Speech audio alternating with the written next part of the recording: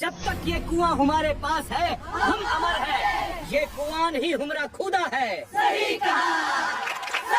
ऐ मेरी कौम, इस पानी और पत्थर के भूतों की पूजा मत करो, सिर्फ उस एक अल्लाह की इबादत करो जिसने तुम्हें ये पानी दिया। क्या तुम हमारे बाप दादा के धर्म को गलत बताते हो? क्या तुम इस पवित्र कुएं से ज्यादा ताकतवर हो? ये कुआं तुम्हें जिंदगी नहीं दे सकता, ये तो खुद अल्लाह का मोहताज है। अब बुला अपने खुदा को, देखते हैं कौन तुम्हें बचाता है। मेरा खुदा मेरे साथ है। खत्म। आए अल्लाह, तू देख रहा है कि ये मेरे साथ क्या कर रहे हैं। इन्हें माफ करना या इंसाफ करना ये तेरा काम है। ये क्या हो रहा है? सब खत्म हो रहे हैं। तुम तो इसे अल्लाह का अज़ाब। कोई रास्ता नहीं है, हम फंस गए हैं। बचाओ, दरवाजा बंद है। सब तरफ मौत है, कहाँ जाए? इतिहास के पन्नों में कुछ ऐसे राज दफन हैं जिन्हें वक्त की धूल ने हमेशा के लिए मिटा दिया, लेकिन उनका जिक्र आज भी रोंगटे खड़े कर देता है।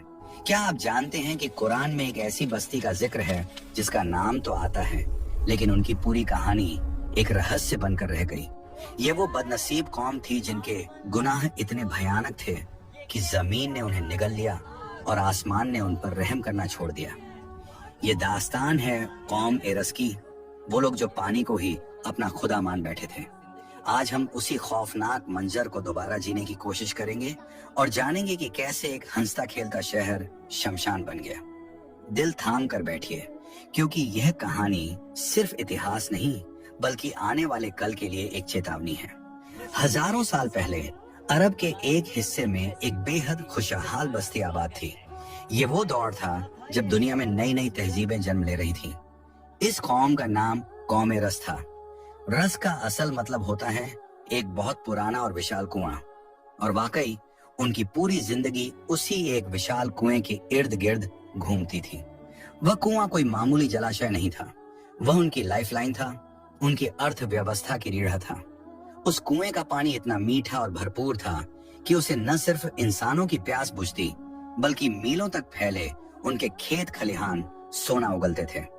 उनके बाग फलों से लदे रहते थे, जानवर सेहतमंद थे और हर घर में दौलत की रेल पैल थी।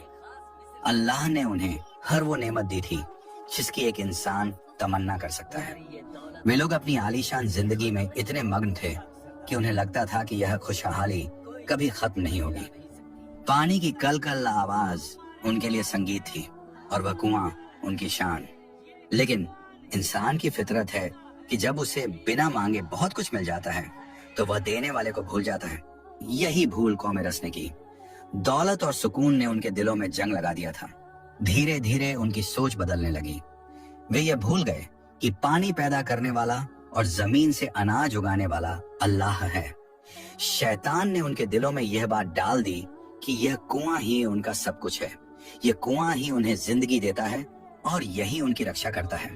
नादानी की हद तो तब हो गई जब उन्होंने उस कुएं और वहां लगे विशाल पेड़ों की पूजा शुरू कर दी। उन्होंने पत्थर के बुत तराशे और उन्हें अपना रक्षक मानने लगे। जो पानी अल्लाह की नेमत था उसे उन्होंने अल्लाह का शरीक बना लिया। वे हर सुबह उस कुएं के सामने झुकते, मन्नतें मांगते और जानवरों की बलि देते। शहर में अय्याशी और बुराई आम हो गई थी। अमीर गरीबों को कीड़े मकोड़ों की तरह समझते थे। उन्हें अपनी ताकत पर इतना घमंड था कि उन्हें लगता था दुनिया की कोई भी ताकत उनका बाल भी बांका नहीं कर सकती। वे कहते थे, जब तक ये कुआं हमारे पास है हम अमर हैं, ये कुआं ही हमारा खुदा है। जब गुनाह हद से बढ़ गया तो अल्लाह ने अपनी सुन्नत के मुताबिक उन पर रहम किया और उन्हीं में से एक नेक इंसान को नबी बनाकर भेजा। उस नबी ने उन्हें अंधेरे से उजाले में लाने की कोशिश की। उन्होंने लोगों को पुकारा और कहा, ऐ मेरी कौम, इस पानी और पठार के भूतों की पूजा मत करो, सिर्फ उस एक अल्लाह की इबादत करो जिसने तुम्हें ये पानी दिया। नबी की बातें सुनकर वह कौम हंस पड़ी। उनके सरदारों ने नबी का मजाक उड़ाया। उन्होंने कहा, क्या तुम हमारे बाप दादा के धर्म को गलत बताते हो? क्या तुम इस पवित्र कुएं से ज्यादा ताकतवर हो? नबी ने उन्हें बार बार समझाया, डराया और प्यार से भी बुलाया, लेकिन दौलत के नशे में चूर उस कौम ने नबी को पागल और झूठा करार दे दिया। वक्त बीतता गया और नबी का विरोध बढ़ता गया। जब वह कौम नबी की सच्ची दलीलों का जवाब नहीं दे सकी तो उन्होंने हिंसा का रास्ता अपनाया।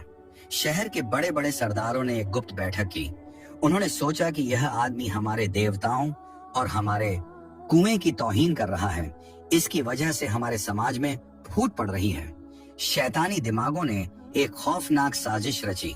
उन्होंने फैसला किया कि नबी को कत्ल कर दिया जाए, लेकिन कत्ल भी ऐसा जिससे उनका प्रतिशोध पूरा हो सके। उन्होंने तय किया कि इस नबी को उसी कुएं में फेंक दिया जाएगा जिसे वह मामूली बताता है। एक काली अंधेरी रात जब नबी इबादत में मशगूल थे, जालिमों की भीड़ ने उन्हें घेर लिया। नबी ने उन्हें रोकने की कोशिश की, अल्लाह का वास्ता दिया, लेकिन उन पत्थर दिल लोगों पर कोई असर नहीं हुआ। उन्होंने अल्लाह के प्यारे नबी को पकड़ा और घसीटते हुए उसी विशाल कुएं के पास ले गए। बिना किसी रहम के उन्होंने नबी को उस गहरे अंधेरे कुएं में जिंदा फेंक दिया और ऊपर से भारी पत्थर गिरा दिए ताकि वह बाहर ना आ सके। उस वक्त कुएं की गहराई से नबी ने किसी इंसान को नहीं पुकारा, बल्कि सिर्फ अपने रब को याद किया। उन्होंने कहा, आय अल्लाह, तू देख रहा है कि ये मेरे साथ क्या कर रहे हैं। इन्हें माफ करना या इंसाफ करना ये तेरा काम है। जैसे ही नबी का जिस्म उस कुएं की गहराई में समाया, मानो पूरी कायनात कांप उठी। जमीन ने उस जुल्म को अपने सीने में महसूस किया और आसमान गवाह बन गया। उनकी यह जीत उनकी सबसे बड़ी हार की शुरुआत थी। अगली ही सुबह एक अजीब खामोशी शहर पर छा गई। लोग पानी भरने के लिए कुएं पर आए, लेकिन यह क्या? वह कुआं जो सदियों से लबालब भरा रहता था, उसका जल स्तर तेजी से नीचे जा रहा था। देखते ही देखते पानी सूख गया। पहले तो उन्हें लगा कि यह मामूली बात है, लेकिन जल्द ही उनके बाग सूखने लगे। जानवर प्यास से तड़प तड़प कर मरने लगे। जिस पानी पर उन्हें नाज था, वह बूंद बूंद को तरसने लगे। उन्होंने अपने बुतों से दुआएं मांगी, लेकिन पत्थर कभी जवाब नहीं देते। फिर अल्लाह का अजाब एक भयानक आंधी और आग की शक्ल में आया। कुछ रिवायतों में आता है कि एक ऐसी गर्म हवा चली जिसने उनकी खालों को झुलसा दिया। एक जबरदस्त चीख और जलजले ने उनके मजबूत महलों को ताश के पत्तों की तरह बिखेर दिया। वो लोग जो कल तक अपनी ताकत पर इतराते थे, आज बेबस होकर इधर उधर भाग रहे थे, लेकिन भागने की कोई जगह नहीं बची थी। कुआं सूख चुका था और जिंदगी खत्म हो चुकी थी। अल्लाह के अजाब ने उस पूरी बस्ती को ऐसे मिटा दिया जैसे वहां कभी कोई रहता ही नहीं था। आज उस जगह सिर्फ वीरान खंडहर और रेत के टीले बाकी हैं। न वो कुआं रहा, न वो बाग रहे और न ही वो घमंडी लोग। कुरान ने उनका जिक्र सिर्फ इसलिए बाकी रखा ताकि कयामत तक आने वाले लोग यह जान लें कि जब इंसान नेमतों को पाकर देने वाले को भूल जाता है और हक के खिलाफ खड़ा होता है, तो उसका अंजाम कौम ए रस जैसा होता है। ये कहानी हमें सिखाती है कि हमारी ये दौलत, ये सुकून सब अल्लाह की अमानत है।